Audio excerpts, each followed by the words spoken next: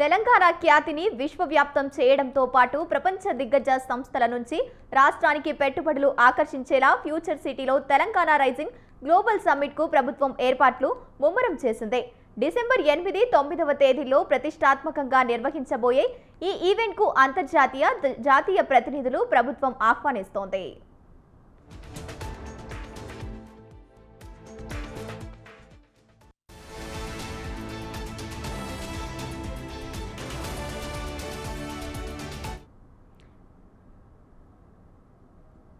ఈ క్రమంలో ఫ్యూచర్ సిటీలో జరుగుతున్న ఏర్పాట్లపై ఇవాళ మంత్రి శ్రీధర్ బాబు సిఎస్ ఉన్నతాధికారులతో సమీక్ష నిర్వహించారు.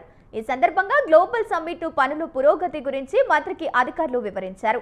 అయితే పనులు నెమ్మదిగా జరుగుతుండటంతో R&B అధికారులపై మంత్రి ఆగ్రహం వ్యక్తం చేశారు. అవసరమైతే 3 షిఫ్ట్లలో పనిచేసి పనులు వేగంగా పూర్తి చేయాలని ఆదేశించారు.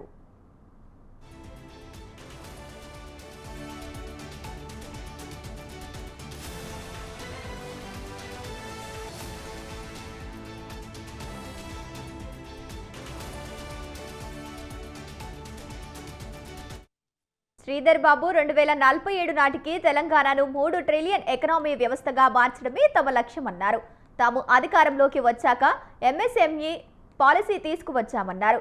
తెలంగాణ రైజింగ్ అంటే కేవలం వ్యాపారం, వాణిజ్యం మాత్రమే కాదని సంక్షేమంతో పాటు అభివృద్ధిని సమానంగా ముందుకు తీసుకెళ్తామన్నారు. కేంద్రంలో అధికారంలో ఉన్న బీజేపీతో సిద్ధపరమైన విభేదాలు ఉన్నప్పటికీ రాష్ట్ర అభివృద్ధి విషయంలో తాము భేషజాలకు వెళ్లబోమన్నారు. రాష్ట్ర అభివృద్ధికి కేంద్రం సహకరిస్తామన్నారు.